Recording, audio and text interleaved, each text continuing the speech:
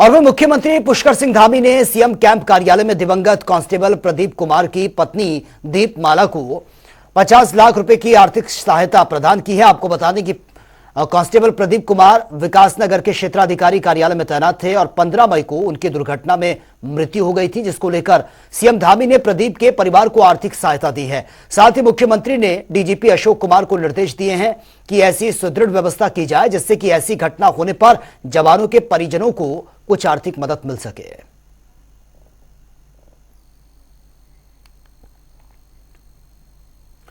और वहीं कांग्रेस ने उत्तराखंड में माणा से भारत जोड़ो यात्रा की शुरुआत करने का फैसला किया। वहीं कांग्रेस की यात्रा पर बीजेपी अध्यक्ष महेंद्र भट्ट ने निशाना साधा है।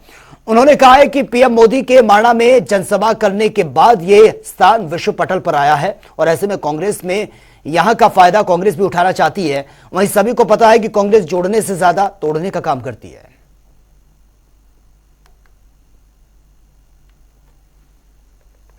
देखिए, माणा गांव अब विश्व स्तर पर प्रसिद्ध हो गया मोदी जी के आने के बाद, और अच्छा लगा मुझे कांग्रेस के लोगों को माणा ध्यान आया।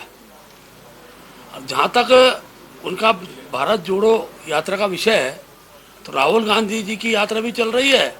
अब उत्तराखंड से प्रारंभ करें तो हम स्वागत है, लेकिन जिन लोगों ने भारत को तोड़ा हो उनको भारत जोड़ने का जो नारा लेकर चल रहे हैं, मुझे नहीं लगता कि जनता उस पर बहुत ज़्यादा विश्वास करने की स्थिति में है, क्योंकि पूरे देश के अंदर जो कांग्रेस द्वारा जो समाज को तोड़ने के काम हुए वो लोगों के मन मस्तिष्क में आज भी है। ठीक है, विपक्षी दल का अपना कार्यक्रम है, मुझे उस पर कोई आपत्ति नहीं है, लेकिन इतना मैंने कहा जनता को जिस उद्देश्य जोड़ने का वो काम कर रहे हैं, जनता को पता है कि समाज को तोड़ने का, देश जोड़ने तो दूर की बात, समाज को तोड़ने का भी काम अगर किया है तो कांग्रेस के लोगों ने। और वहीं रुड़की के मुंडेट गांव में जिला पंचायत अध्यक्ष किरण चौधरी और राज्यसभा सांसद कल्पना सैनी का त्यागी समाज की ओर से फूलमालाओं के साथ जोरदार स्वागत किया गया। इस दौरान बीजेपी पिछड़ा वर्ग प्रकोष्ठ के प्रदेश अध्यक्ष राकेश गिरी ने कहा कि देवभूमि के हर गांव को मजबूत करना बीजेपी सरकार का पहला मकसद है। देश के प्रधानमंत्री के सपने को साकार करना है। आज से ही हरिद्वार लोकसभा चुनाव की तैयारी में पार्टी कार्यकर्ता जुट जाएं। उन्होंने यह भी कहा कि जो भी प्रत्याशी लोकसभा में आएगा उसे ऐतिहासिक जीत दिलाना, जिससे देश में नरेंद्र मोदी एक बार फिर से प्रधानमंत्री बन सके। ये भारतीय जनता पार्टी है, एक चुनाव लड़ती है अगले की तैयारी शुरू हो जाती है। आज से नहीं, जब से हम पिछड़ा लोकसभा जीत गए उसके बाद अगले की तैयारी कर दी थी।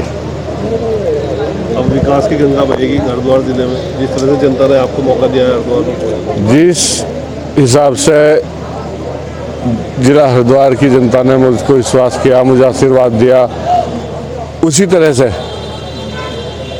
इनके जो मन के काम होंगे, इनके जो मन मुताबिक काम होंगे, इसी प्रकार से पूरी ताकत के साथ में, पूरी तेजी के साथ में इस जनता को काफ़ी उम्मीदें हैं आपसे कि आप विकास करेंगे, बड़े पैमाने पे विकास होगा, गांव-गांव का विकास होगा। क्या तैयारी की है आपने?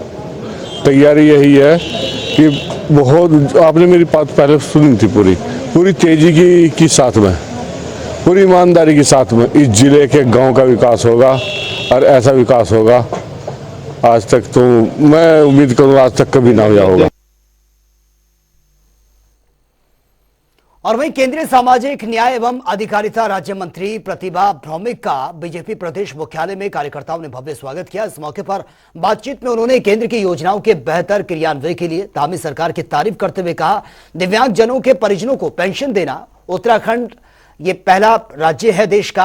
उन्होंने विश्वास दिलाते हुए कहा कि समाज के कल्याण के लिए जिस भी तरीके से मदद राज्य को जरूरी होगी उसे केंद्र सरकार आवश्यक उपलब्ध भी करवाएगी। और साथ ही सवालों का जवाब देते हुए उन्होंने कहा कि इस बैठक में केंद्र की नई योजनाओं की जानकारी भी दी गई है।